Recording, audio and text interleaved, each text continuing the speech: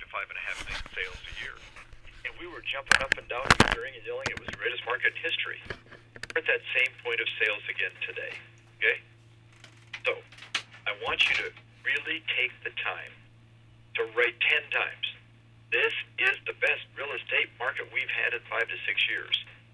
Chant it out loud 10 times. Write it again 10 more times, because what we are facing today is not the fact whether it's a good or bad market. What we're facing today is whether you accept it or not.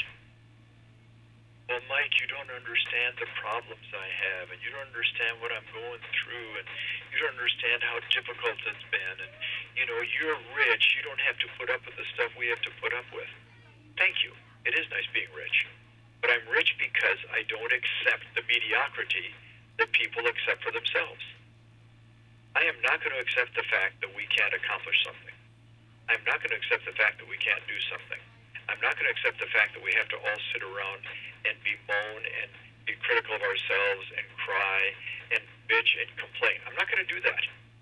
Watch, guys and gals, you have an incredible opportunity. It's the best market we've seen in years. The only question is, how much are you personally, individually, as a salesperson, going to participate in this market? And can you keep your head on straight to make it work for you? Because if you can keep your head on straight in this market and diligently work every single day. I had a coaching call I did this morning for one of the coaches. Another one of the coaches is out this week, so I did an individual call for one of his clients. And the guy said to me, well, I go out every day and I knock on doors all day long, and I'm not getting the kind of response that I think I should be getting. I said, well, first of all, I want you to pretend like I'm at the door, and I want you to knock on the door, and I want you to go ahead and talk to me about selling my home. So go ahead and knock on the door. The guy goes, knock, knock. I go, hello, can I help you? Hi, I'm in real estate, and you know, the market's really been interesting. Do you think you might want to sell your home? I said, no, I don't want to sell my home. Okay. And he said, then I go to the next door. Now, I can't tell you everything I said to this guy, but I called this guy the most pathetic critter that I had listened to in years. I said, you're an embarrassment as a human being. You're an embarrassment as a salesperson. I hope you don't tell people you're trained by Mike Ferry, because if you aren't telling people that, I'm going to sue you for slander. You're pathetic. Well, the guy kind of woke up on the call and said, well, what do you want me to do? Quit being a wimp. Either get in the market or get out. Guys and gals, your competition is terrible. And then I said to this guy, you're behaving like your competition. Much. How much do you personally, individually, want to do as a salesperson? Knowing that you're going to have good days, you're going to have bad days, things aren't always going to go well. But give me a break. What can you do to make the potential money you can make in real estate? What kind of a job can you get? Is Bill Gates calling you and offering you a job to be the executive VP at Microsoft? I don't think so. Is Marriott Corporation calling you and offering you to be the general manager of their big hotels? I don't think so. Am I calling you and begging you to be one of my top coaches? I don't think so. You got to get over yourself. Life's a bitch, then you die. Or life's a bitch, and then you make it better. And that's a choice you have to make. I know you got your story, you got your excuse, you got your hang-up. You don't understand my problems, Mike.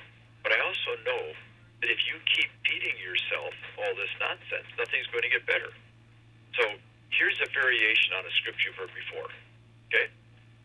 When do you plan on becoming the superstar that you and I both know you can become?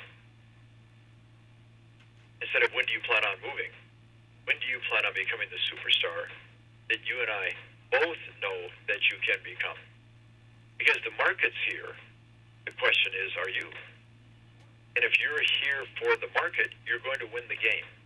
Now, I know there's days when you don't feel like it. I know when there's deals falling apart. I know there's listings that you have that are expiring. I know that you have non-cooperative sellers. I know that you've got offers coming in that sellers should be taking and they're not accepting them. I know you've got properties overpriced and the sellers aren't being realistic. None of this has changed. Guys and gals, I've been listening to this stuff for the last 36 years. The only question is it you telling me this stuff or somebody else? And the answer is, It's just a whole new group of people with the same problems. But then I talk to top people like some of you on this call today that are having record years. Virtually, okay? 20 minutes ago, I finished a coaching call, okay, with a wonderful lady that has asked me to coach her personally. Now, watch this. Yes, I do coach agents at times. I only coach them for 90 days, and I charge a ton of money for that 90 days. And this gal called me and said, would you coach for 90 days and I'll pay whatever it takes? And I said, fine. Watch this. We're just ending the 90 days with her. And she said, can I get a 90-day extension? I said, why? She goes, do you realize my goal this year was to do 70 deals? It is the end of May. I have 71 closed and 19 pending. I said, you're kidding. She goes, no, I have 71 closed and 19 pending. My goal, I've surpassed my goal for the year. It's only 6 months. I could double my production. Would you keep yelling at me and chasing me and teaching me and motivating? I said, fine, let's keep going. Watch, guys and gals, watch. When do you plan on becoming the superstar that you and I both know you can become? Because all it really comes down to is that question, okay? And the truth is, only you can answer it. And you've got to sit down, take a piece of paper, and write out all your stories and all your excuses and all your problems, and write them out in detail, and do it today, okay? It's 12:20 Pacific Standard Time, so it's 3:20 on the East Coast, and we actually have 2 people on this call that are in Italy, so it's 8:30 or 9 o'clock at night in Italy. So I don't care where you are, write out on a piece of paper all your stories, all your problems, all your excuses, all that crap, all your hang-ups. I want you to write it all down. Everything that's getting in your way. Be honest. And I don't care if you have to write 1 page or 2 page or 1 paragraph or 1 sentence, or you have to write 10 pages. Write it all down. When you get it all written down, then I want you to read it very carefully. Read that whole thing to yourself. Then I want you to take that and fold it in half and rip it in half. Then fold those pieces in half and rip them in half. Then fold those pieces in half, rip it in half. Then I want you to go right into the restroom in your house, and I want you to flush it all down the toilet. Because it's a bunch of crap. And that's where crap belongs, in the toilet. Great people like you shouldn't have all that nonsense in their mind. What a great opportunity we have to list and sell real estate at the highest level, okay? Now, if I could figure out how to get the operator to unmute all of you, I would open this up for a little Q&A. So I got to try to figure out how to do that. If any of you know how to do that, go ahead and tell the operator to unmute you all. In the meantime, Shirley, how do I get the operator to unmute all these people on this call? So we're going to find out. If any of you know how to do it, go ahead and do it. Sure, this is the operator. Good. Could you unmute all the lines? Could you, yeah, we're getting done, Shirley. Could you unmute all the lines? Not a problem, sir. Just 1 moment. Thank you.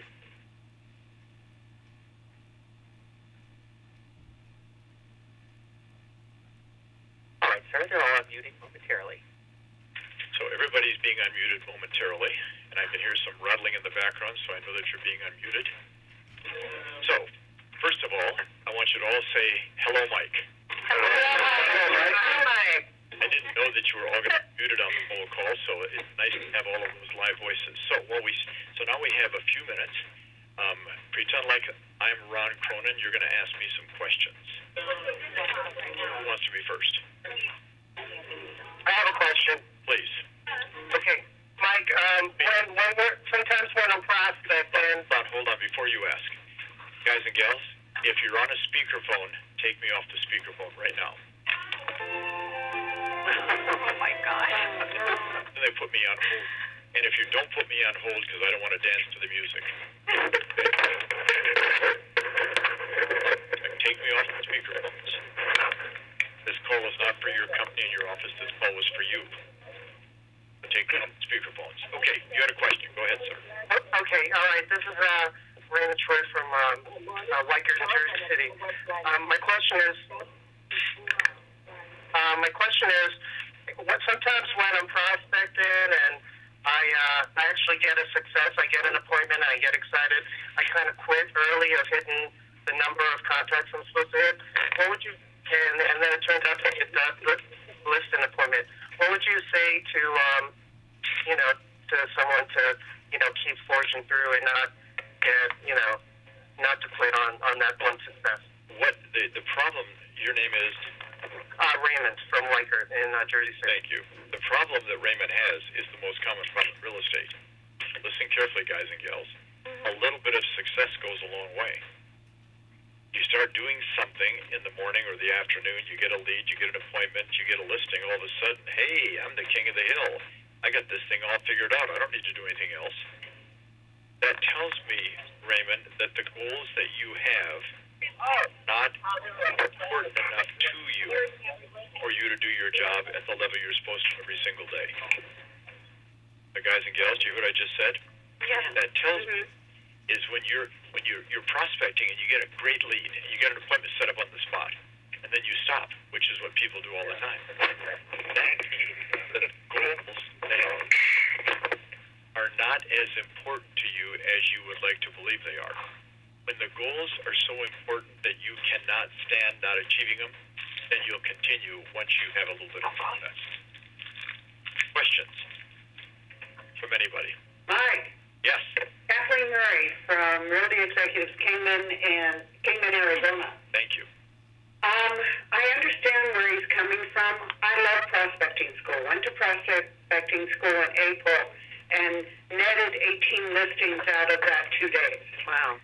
I spent those 2 days, that last month, catching up on all of it. And it is a problem for me. I get so hung up in my paperwork and process. When I'm really prospecting, and I get good results, but I can't keep up with the BS that goes with it. So I want you all to listen to this great problem. It's the business support kills me, and I end up doing broker requirements and things that I need to do, and it cuts into my prospecting time. So I don't know if I can handle doing that every 2 days. I want you to listen carefully, everybody, because what you just said is very important. So my first response is, you took 18 listings because of the hard work you put in. Right. If you wouldn't have put in the hard work, you wouldn't have gotten any listings. So are you better off having 18 listings than the problems you have now or having no listings? Oh, I totally believe that. I mean, if I could go to prospecting school every day, I would do it. It's just scary when it all comes so fast when you're doing what you're doing. So watch this. The most important problem people deal with is the fact that most people have a hard time learning to deal with the success they will have when they perform at a high level, which is exactly what you're experiencing, correct? I agree. Very much so, sir. So a big part of life is learning to deal with the problems and the opportunities that you experience. Mm-hmm. Because you're getting both at the same time. The problem of all the paperwork and all the, the broker requirements, the office requirements, MLS, et cetera, and the opportunity to know that you could probably every 60 days take 18 listings if you get your mindset in the right level. Mike, I know that if I went to prospecting school once a month, that's right. I could take 18 to 25 listings a month. Absolutely. With 2 days' work. So that tells you something. So, but then what tells me is the second part of this answer to the question. Listen carefully, guys and gals.